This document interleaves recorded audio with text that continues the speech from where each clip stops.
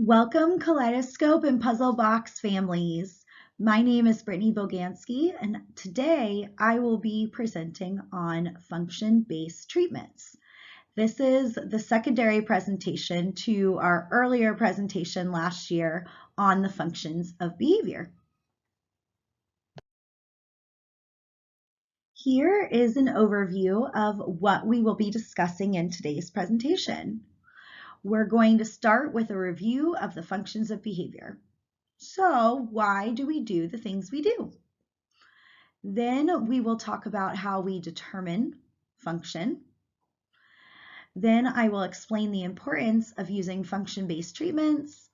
And lastly, we will discuss the function-based treatments.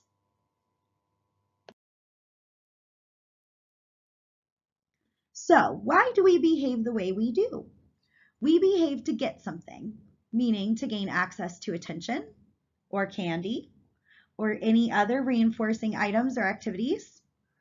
We also behave to avoid or get away from non-preferred activities, sounds, people, or even environments. This is called avoidant behavior.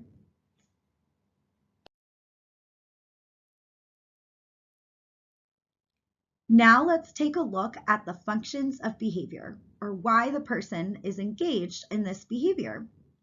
There can be multiple functions of behavior.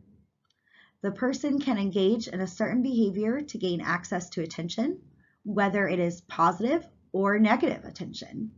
For example, when mom or dad take a phone call, Bobby begins to cry, push and pulls on mom or dad. Why would he do this? Their attention was taken away from him when they got the call. Now, Bobby had to find a way to gain the attention back. If mom or dad provide Bobby with attention, telling him to wait multiple times, or picking him up and holding him, or hanging up and talking to Bobby instead of staying on the phone, after he is engaged in these behaviors, this will make it more likely that Bobby will engage in these undesirable attention-seeking behaviors again in the future when mom or dad take a call.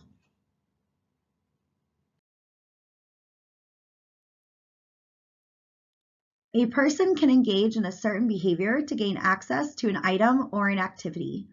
Timmy is out of muffins and begins to cry. If mom or dad gets him another bag of muffins while he is still crying and gives it to him, this will likely increase the chances that Timmy will cry in the future to get access to more snack.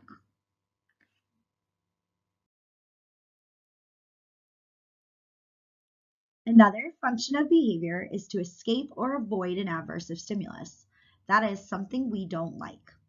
This means we may engage in certain behaviors to get out of doing something that we don't want to do anymore, like a worksheet or chores, or to avoid doing something we don't want to do at all, like talking to someone we don't like, doing a non-preferred task or activity, like the dishes, or going to a non-preferred place, like the doctor's or even school. If Susie runs away, elopes out of the kitchen while doing the dishes, and then doesn't have to finish the dishes, she may learn to run away, elope out of the kitchen when it's her turn to do the dishes in the future.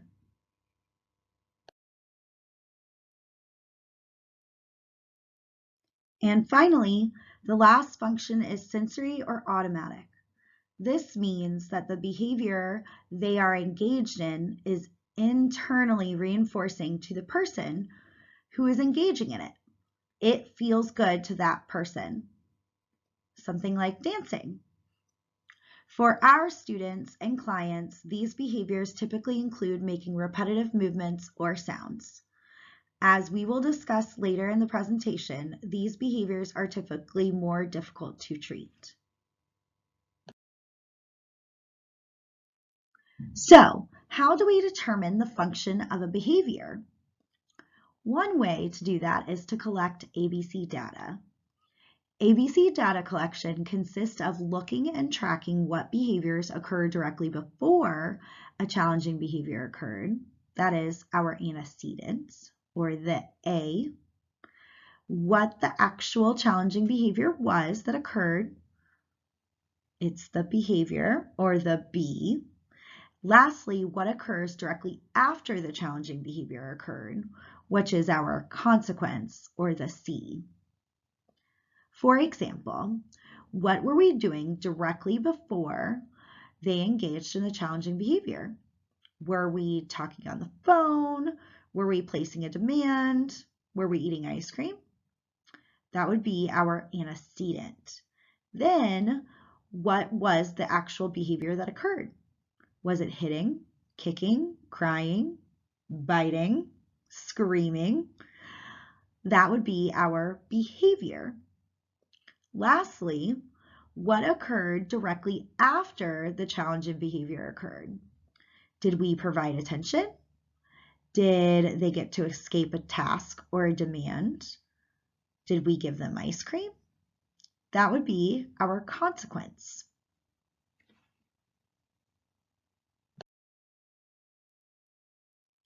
Another way we can determine the function of a behavior is to conduct a functional analysis.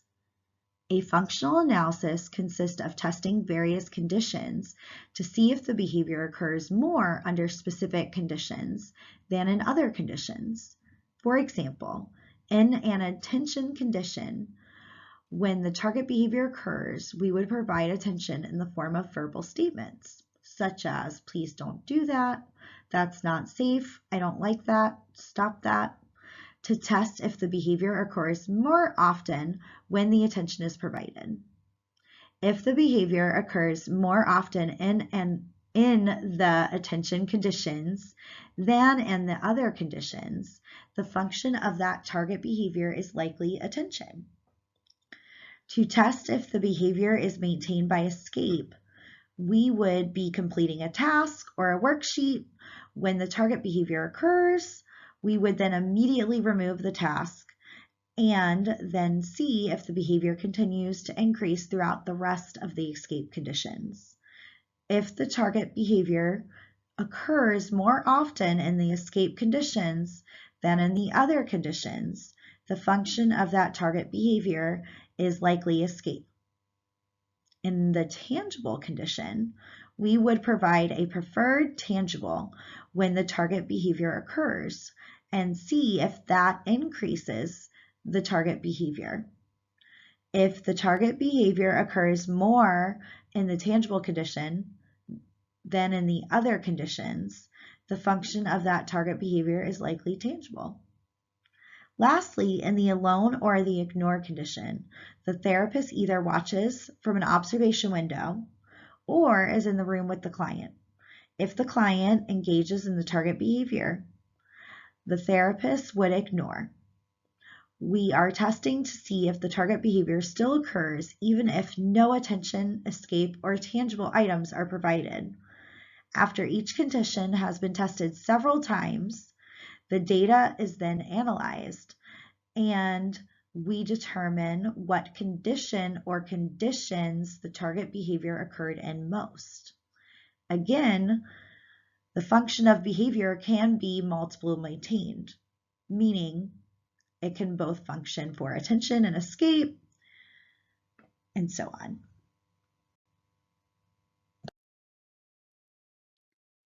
Another way we can determine the function of a behavior is to conduct functional assessments,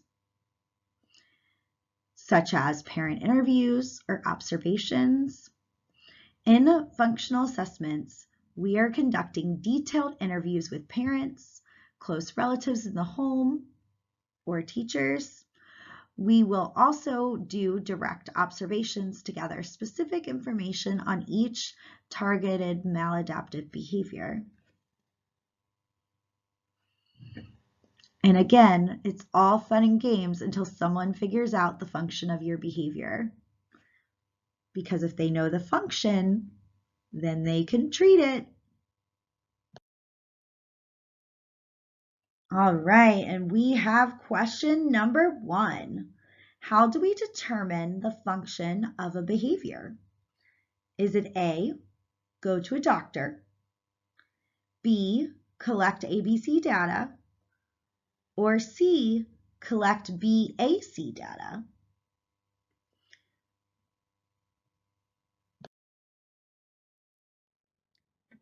And the answer is B. Nice job. If you got collect ABC data, you are correct. So one of the ways we can determine the function of behavior is to collect ABC data.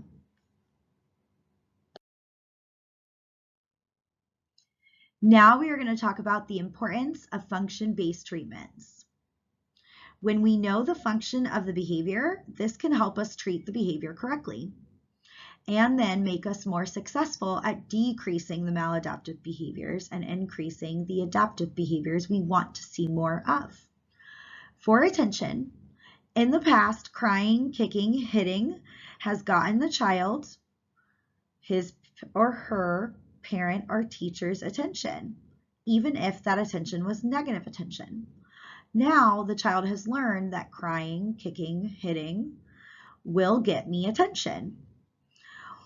What can we do so that our child no longer engages in these behaviors for attention? When treating attention-seeking behavior, we want to ignore the targeted maladaptive behaviors and teach an appropriate adaptive replacement behavior. We can teach our child to wait. We can teach them to appropriately gain our attention by tapping us or by saying, "Excuse me." We could teach them to appropriately ask for a hug or to be held. Once the adaptive behavior occurs, you would then provide lots of attention for the appropriate behavior that the child is engaging in and no longer provide any attention to any of the maladaptive behaviors.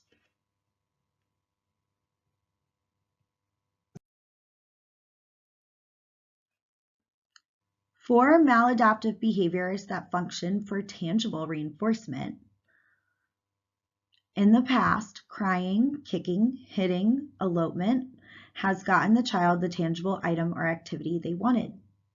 Now the child has learned if I cry, kick, hit, or elope when I want an item or an activity, I will get it. What can we do so that our child no longer engages in these maladaptive behaviors for tangibles? We can teach an appropriate adaptive behavior. We can teach our child to ask for the item or activity, such as a cookie. We can teach the child coping skills if the item or activity is unavailable. We can teach the child to relinquish the item. And we can teach the child to wait for the item or activity.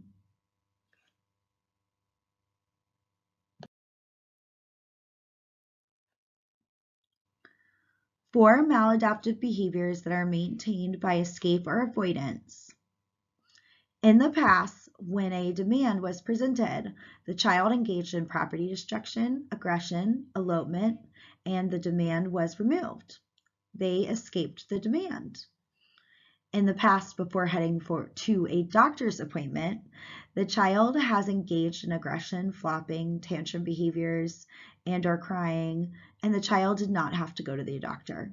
They avoided getting to go to the doctor. Now the child has learned if I engage in these behaviors, I won't have to finish my work and I won't have to go to an unwanted place like the doctor's. What can we do so our child no longer engages in these maladaptive behaviors to escape or to avoid something?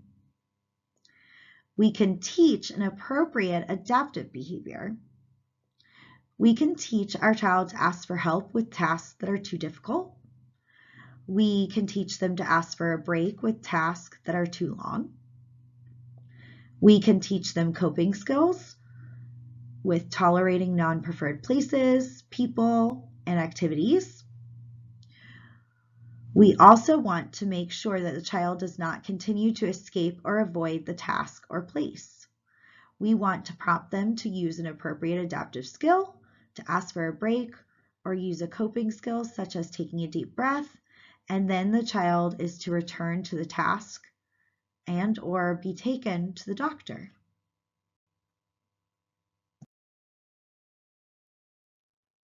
All right, it is time for question number 2. What could you do if you are on the phone and your child is hitting you and yelling at you? A, hang up the phone and yell at your child. B, give your child a piece of candy. C, prompt your child to say excuse me and appropriately tap you to gain your attention.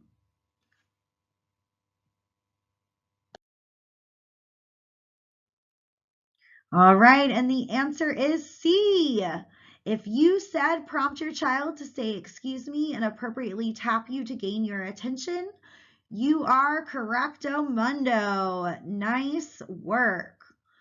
Remember, we want to teach our children to use their appropriate adaptive skills and make sure we provide lots of reinforcement and praise when those skills are being used, rather than giving attention to any maladaptive behaviors.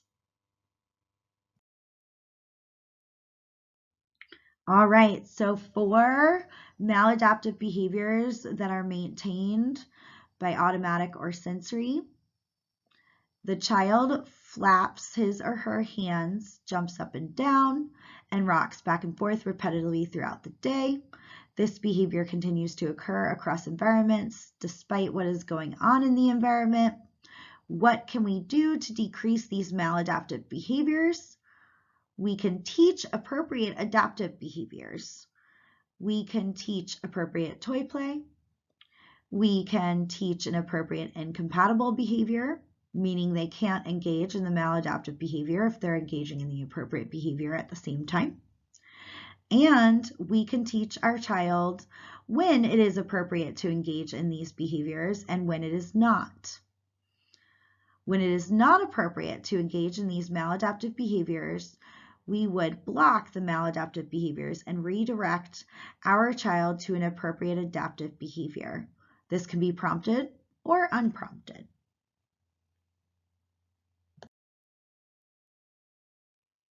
All right, it is time for our final question of the presentation. Question number 3. How would you teach your child an appropriate replacement behavior who engages in property destruction to escape a task? A, would you teach him or her to request a break? B, would you tell him or her to keep going? Or C, would you teach him or her to ask for a tangible? All right, if you said A, to teach him or her to request a break, you are correct. Way to go. Again, we want to make sure that we are teaching those appropriate adaptive replacement behaviors rather than reinforcing any maladaptive behavior. We always want to follow through with our demand or task, but we also want to help our child along the way by teaching them good skills to know when they need a break and to ask for a break or to ask for help.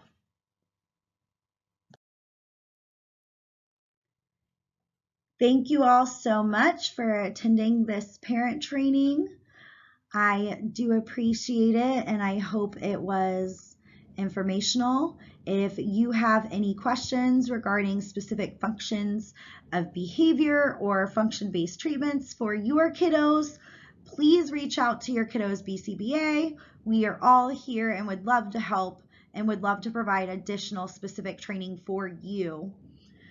Again, thank you so much and I hope everyone has a great night.